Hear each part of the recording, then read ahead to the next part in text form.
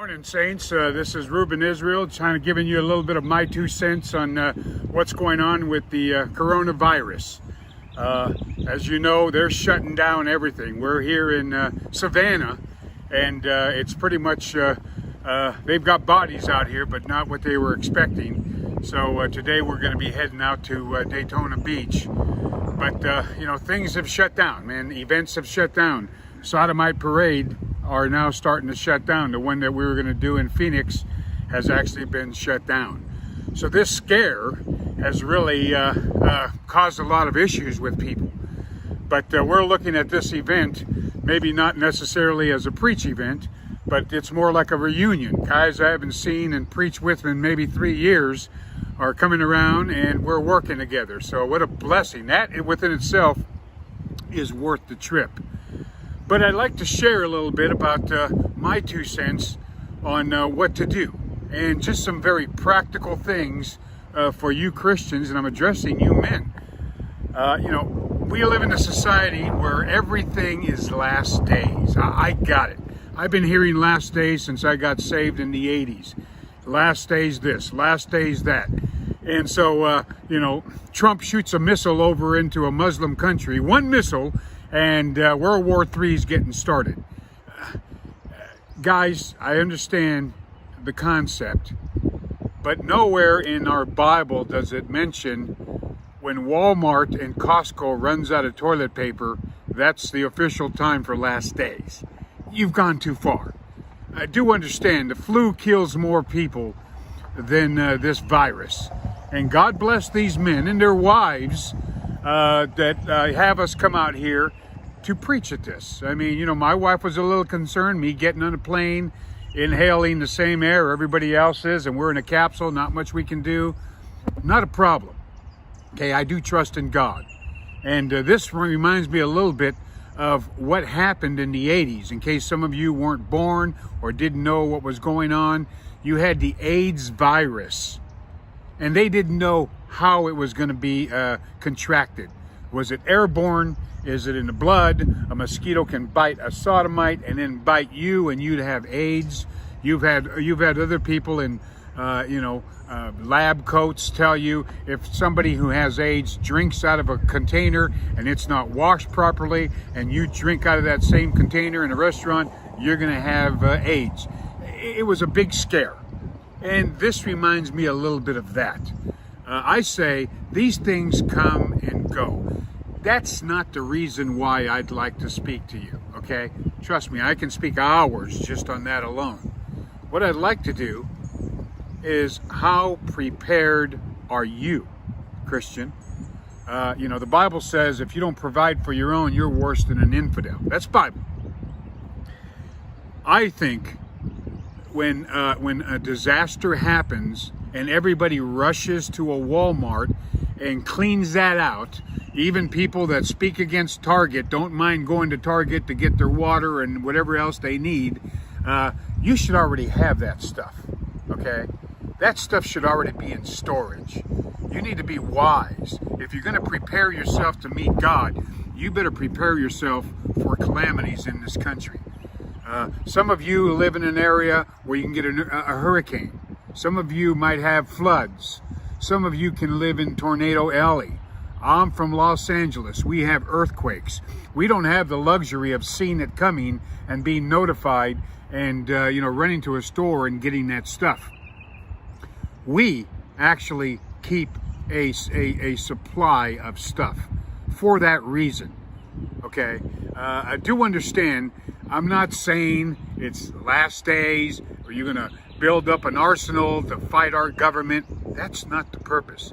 It's just for a calamity, for something that happens, that you have food and water at your home. Not even a calamity. I'm from Los Angeles. You remember the Rodney King riot? Man, that caused a city to get burnt. Police weren't going anywhere. And so it doesn't even have to be a calamity from weather or an earthquake or a fire. But you need to actually have things done. You need to have water. You can use a 55-gallon bucket of water, pour a little bleach every once in a while, and it'll be preserved. What you want to do is just stock up on something simple, inexpensive.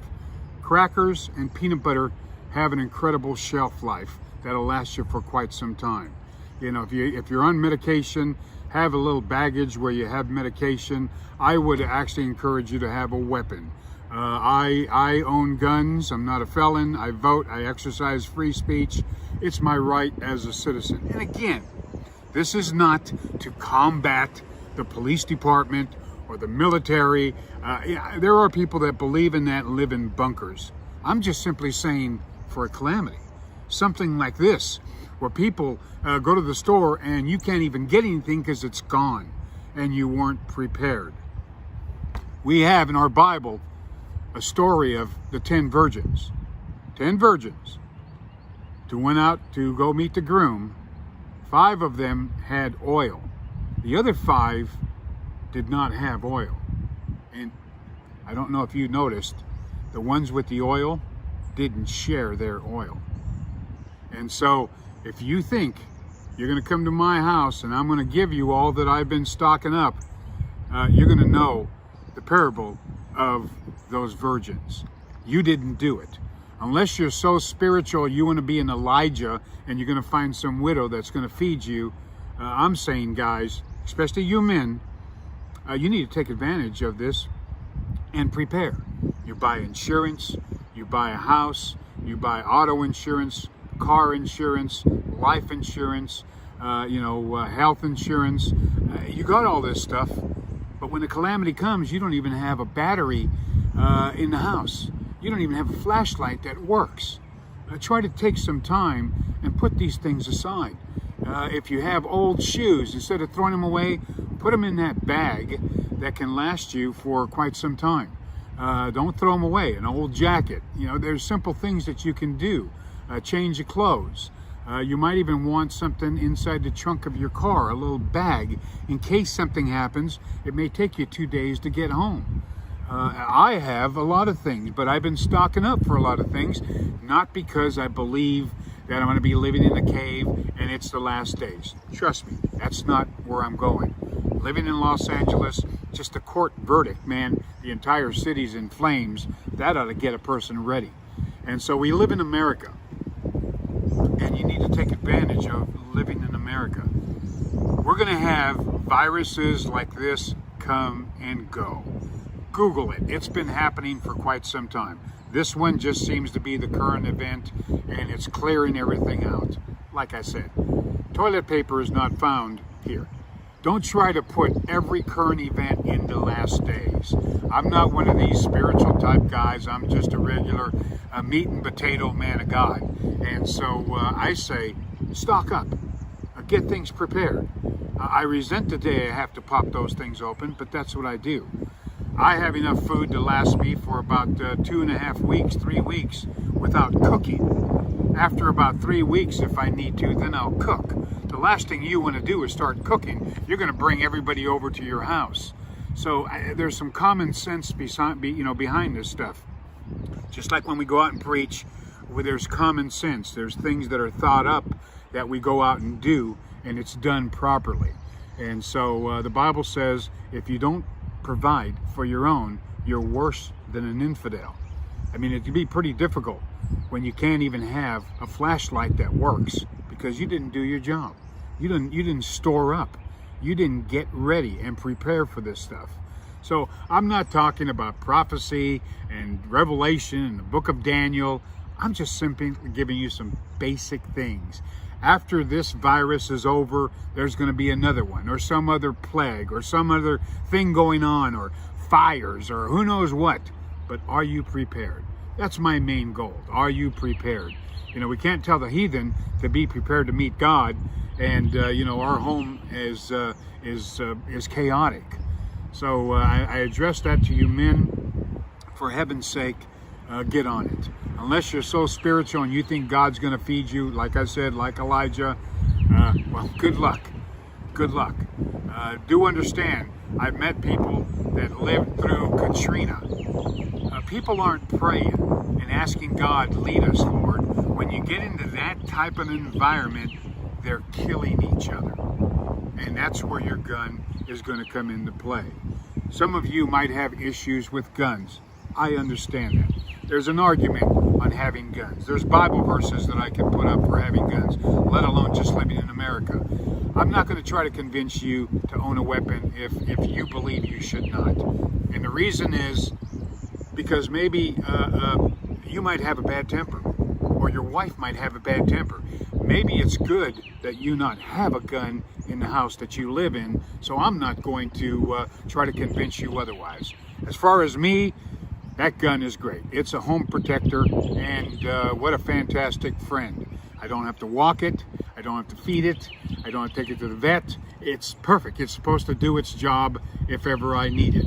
But that gun is there, and I dread the day I have to use it, much like I dread the day I have to use my fire insurance on my home. Nevertheless, it's there for a particular reason. So that's my 2 cents during this coronavirus. This is not last days, people. Inhale, exhale, relax. There's going to be a lot more after this.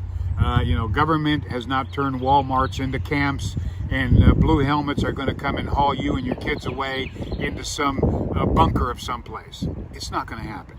Not at least with this. So just relax. And if you're a street preacher, you better not let this hinder you from going out in the streets. The Bible says God's not given us the spirit of fear. That doesn't mean we shouldn't fear God. That means you shouldn't fear coming out here and getting some virus. God didn't give us a spirit of fear. We're actually going out there and confronting the sin just like it was an everyday occurrence on a park. And if you don't want to because you believe that's too much and you'd be testing God, I say you need to reconsider and get out there and preach. That shouldn't hinder us at all. So that's my tip for you, my 2 cents from you. And since we have good President Trump in, it's not 2 cents. That's my 25 cents to you. Keep the change. God bless you.